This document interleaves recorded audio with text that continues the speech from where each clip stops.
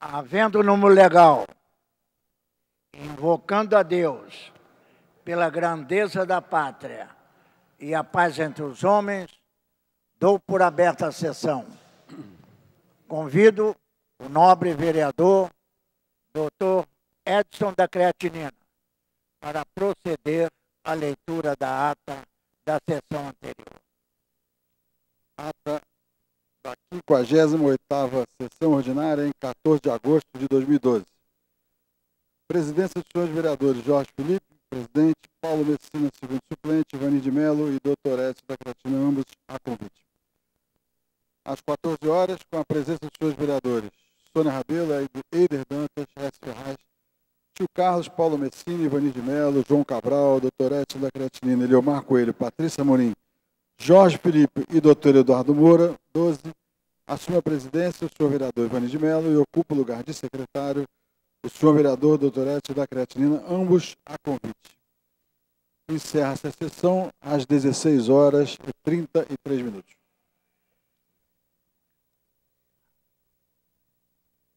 Aprovada a ata, passa-se ao grande expediente. O primeiro orador inscrito é o nobre vereador Dr. Edson da Creatinina, que dispõe de 10 minutos. Senhor presidente Ivani de Mello, senhores vereadores presentes no plenário, meu colega Sônia Rabelo, o Paulo Pinheiro, meus professores aqui nessa casa, assessores, demais presentes, telespectadores da TV Câmara, jornalistas e público nas galerias. Prezados colegas vereadores, a população brasileira está envelhecendo.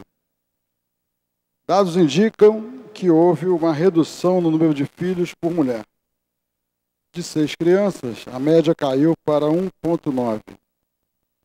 Estes números se explicam, em parte, pela busca de autonomia feminina, o que significou, ao longo dos anos, a diminuição do número de filhos. Ao mesmo tempo, a expectativa de vida da população aumentou e hoje chega a 73 anos. Essa transição aconteceu sem que políticas públicas tenham sido efetivamente criadas para atender a família, seja no controle de natalidade, seja na velhice. O número de idosos passou de 3 milhões em 1960 para 21 milhões em 2009, com um aumento de quase 700%. Em menos de 50 anos, se em países desenvolvidos esse processo levou 200 anos para acontecer, o Brasil precisou apenas de meio século. Infelizmente, essas questões ainda não são prioridade em políticas públicas, como bem lembrou a demógrafa Laura Ong, do Centro de Desenvolvimento e Planejamento Regional da Universidade Federal de Minas Gerais, em entrevista ao jornal o Globo. Segundo ela, em 2030 haverá mais idosos que crianças. Precisamos preparar o país para esta nova fase. Os hospitais públicos devem ter profissionais especializados no tratamento de idosos, sejam geriatras, enfermeiros geriátricos ou dentistas. Existe a necessidade de dar um suporte para que esta parcela da população, que não pode nem sair de casa porque não há acessibilidade nos ônibus, nos metrôs, nas calçadas, pouco se tem feito a respeito. Muitas palavras e poucas ações. Encaminhei requerimento de formação à Secretaria Municipal de Conservação para saber como está a fiscalização dos veículos, vendedores ambulantes e outros agentes que utilizam e destroem as calçadas da cidade. Se já é difícil para qualquer um transitar usando calçadas, imagine então para os idosos. A Prefeitura tem 30 dias para responder a esse requerimento. Vivemos um momento de grandes oportunidades para a nossa cidade, mas dependemos de planejamento e investimentos para garantir qualidade de vida à população. Criar pequenos equipamentos para a Copa do Mundo e as Olimpíadas é importante, ou grandes equipamentos, mas não é tudo. Temos que dar suporte ao idoso carioca através de um bom programa de assistência social. A rede pública de saúde precisa incentivar a comunicação entre as secretarias ligados ao tema, para que elas tenham condições de se comunicar e resolver, por exemplo, a situação dos idosos abandonados por suas famílias nas unidades de saúde. E, por uma triste coincidência, no dia do nosso discurso a respeito dos idosos, o famoso flautista Altamiro Carrilho faleceu no dia de hoje. Ontem também testemunhamos um idoso que guardava em sua casa centenas ou dezenas de obras de arte, e a sua casa foi acometida de um incêndio, levando obras de valor incalculável, que talvez todo mundo tenha o direito de comprar e guardar suas obras, mas talvez estivessem melhor guardadas num museu.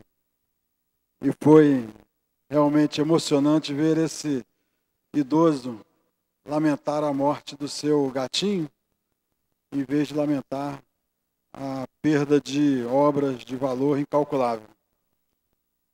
É só uma mensagem que nós deixamos, como médicos também, que temos acompanhado, o doutor Eduardo está aqui na minha frente, apesar de ser pediatra, mas temos acompanhado o envelhecimento da população progressivamente.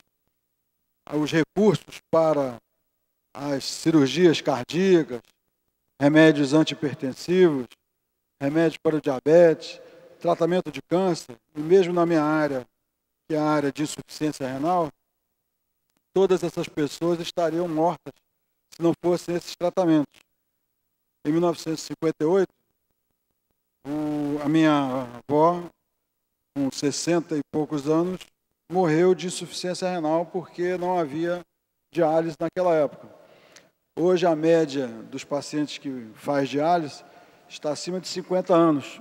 Muitos diabéticos, muitos hipertensos estão ocupando as cadeiras de hemodiálise e tem poucas possibilidades de receberem transplante.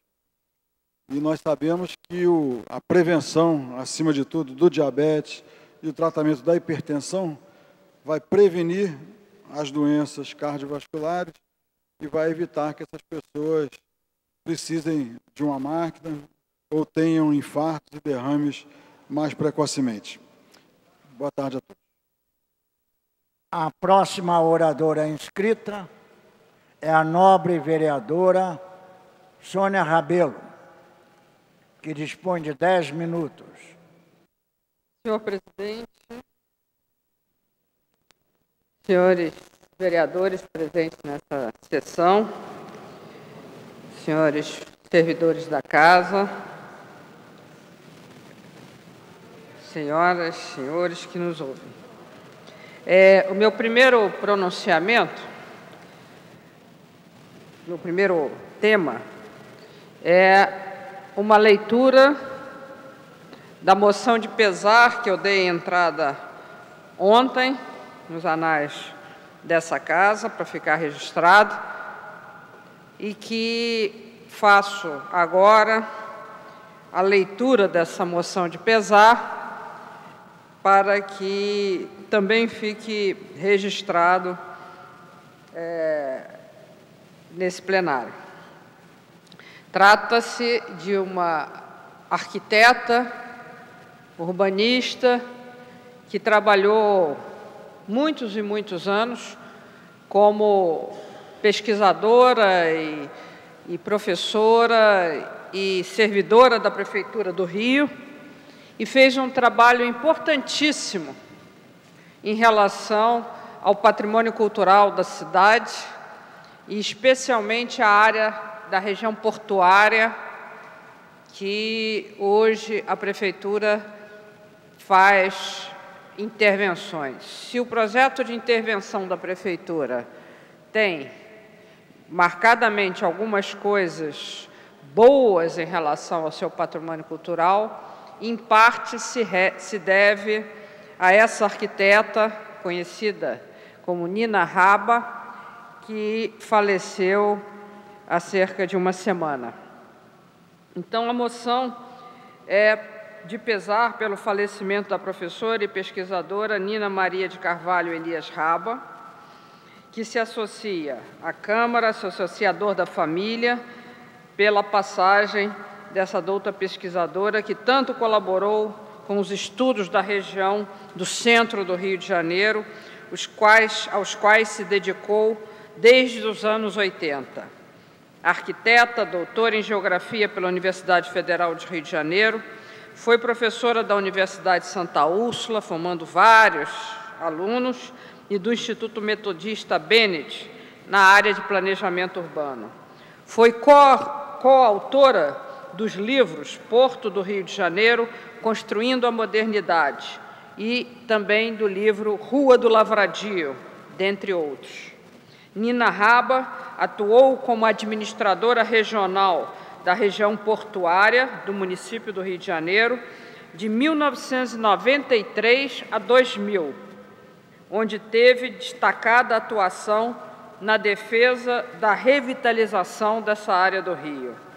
Foi diretora do Centro de Arquitetura e Urbanismo da Prefeitura do Rio de Janeiro, da CAL, Secretaria Municipal de Urbanismo, de 2007, a 2008, e gerente de projetos do Instituto Pereira Passos. Portanto, em nome dessa Casa Parlamentar, expresso a mais absoluta solidariedade a todos os familiares e amigos.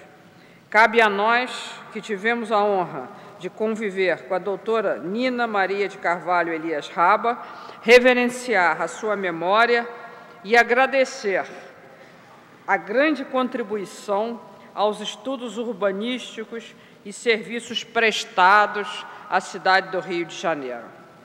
Então, esse é o texto da moção de pesar que todos nós devemos prestar a uma pessoa, a um servidor da Prefeitura do Rio de Janeiro, um destacado servidor com alto conhecimento da cidade do Rio de Janeiro e que tanto colaborou para o planejamento urbano, para o desenvolvimento de projetos, sobretudo aonde a Prefeitura hoje tem os seus projetos na região portuária e na área do corredor, do corredor cultural do Rio de Janeiro. Então, senhor presidente, por falar em corredor cultural, temos esta notícia de pesar, mas temos também uma outra notícia que foi dada ainda incipientemente pela imprensa, mas de que a Petrobras teria desistido da compra do QG da Polícia Militar aqui na Rua Evaristo da Veiga. Então, vão aí as minhas considerações a respeito do fato, para dizer que nem tudo que se passa, tudo tem um lado ruim e um lado bom. O lado ruim foi que a Prefeitura desistiu do QG em função de uma coisa ruim, que foi a quebra de caixa da Petrobras, que teve uma queda acentuada no seu capital de giro, diz a imprensa, de mais de R$1 bilhão. Quando saiu essa notícia dessa queda, né, do caixa da Petrobras, eu logo pensei, agora vai ter difícil comprar por R$350 milhões o QG. Dito e feito, parece que teria a Petrobras notificado a Comissão de Valores Imobiliários de que ela não teria interesse mais de comprar no momento. Não sei se os senhores sabem, nós estivemos, junto com outros vereadores, junto ao presidente em exercício da Petrobras, na época, Eduardo Dutra, e teve pessoas da assessoria do Dr. Edson também junto, o Dr. Edson que aprova também a preservação do QG central, e o Dr. Eduardo Dutra falou que a ideia de construir o QG seria para centralizar todos os vários prédios que a Petrobras teria na cidade, inclusive ficando um próximo do outro. E que a Petrobras teria, se não me engano, ele disse, mais de 17 prédios na cidade, alugados. E eu pensei comigo, presidente, coisa boa agora ela não comprar o QG, porque não só vai manter, vai facilitar a manutenção dessa área mais de respiração ali na Rua Evaristo da Veiga, como também não vai esvaziar os prédios que a Petrobras tem em outros lugares. Nós sabemos que uma empresa como a Petrobras, que constrói um prédio novo e que sai desses outros prédios todos que ela tem alugado, cria um impacto de vazios de prédios na cidade muito grande, prédios que estão ocupados, que estão gerando renda. Então, hoje, como em toda cidade do mundo, já se ultrapassou um pouco essa ideia de que a empresa tenha que ficar toda ela juntinha, dada aos meios de comunicação que facilitam até o home office, quer dizer, o escritório em casa. Quer dizer, todas as empresas hoje não têm nenhuma necessidade de concentração de todas as suas atividades, tudo num prédio só. Inclusive, a própria Petrobras tem departamentos inteiros que funcionam, por exemplo, da área central, na Bahia, em Salvador. Por quê? Porque os meios de comunicação facilitam que os funcionários possam trabalhar nos seus diversos lugares, né? E não precisar de ficar todos aglomerados só num único prédio concentrado. Então, muito bem, essa quebra de caixa da Petrobras fez com que ela desistisse da compra. Mas isso não significa dizer que o Estado tenha desistido de vender. Por isso, ele mandou uma mensagem para a Assembleia Legislativa Estadual para pedir autorização de venda. Claro que ia ser facilitado na medida em que a venda para a Petrobras iria dispensar o Estado de fazer uma licitação.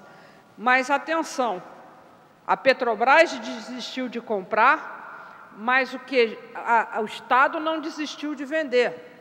Ficou mais difícil a venda, né?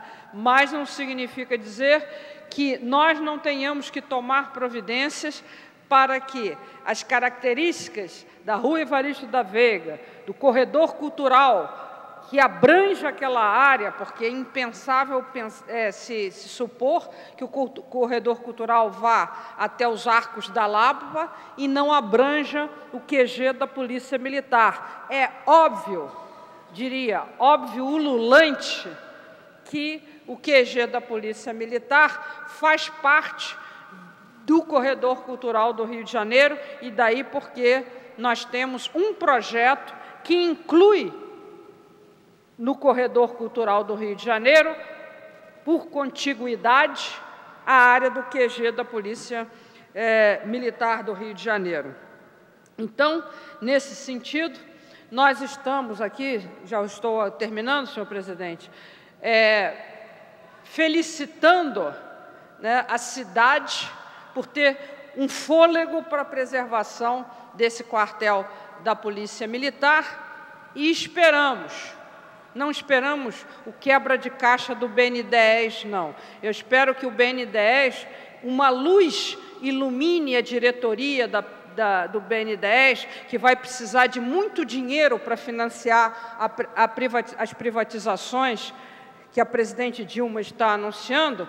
Então, que o BNDES aplique o dinheiro no financiamento das privatizações do governo federal e desista também de querer uma lei especial só para si, ferindo a legislação de preservação do corredor cultural, essa lei que ainda está em tramitação nessa Casa Legislativa e que prevê não só uma benesse para o BNDES, como uma exceção urbanística com o BNDES, como também o BNDES ter que pagar um ônus adicional para ter essa benesse. Isso é inconcebível numa época em que o governo federal está tão necessitado de dinheiro até para financiar a infraestrutura brasileira, ferroviária, rodoviária, de portos e etc.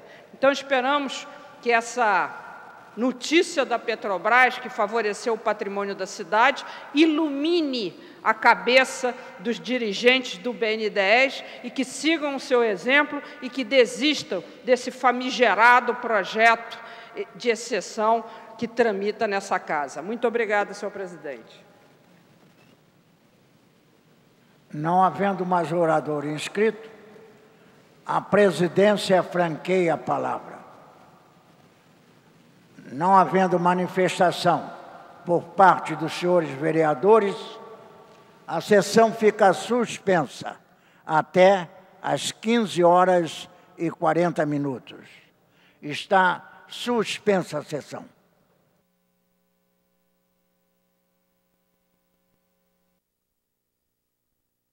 Está reaberta a sessão. Terminada a primeira parte do grande expediente, passa-se a segunda parte.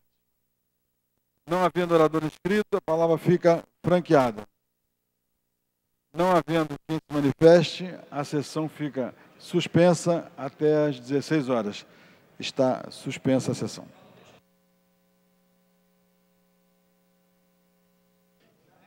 Terminado o tempo destinado ao grande expediente e não havendo matéria a ser examinada no prolongamento, passa-se a ordem do dia. Pela ordem do nobre vereador Tio Carlos. Desculpa. Está liberado o microfone. Verificação de quórum, senhor presidente, por gentileza. Solicitada a verificação de quórum pelo nobre vereador Tio Carlos. Primeira bancada. 2 senhores vereadores. Segunda bancada. 2 senhores vereadores. Terceira bancada. 3 senhores vereadores. Quarta bancada, nenhum senhor vereador. Mesa, 3 senhores vereadores.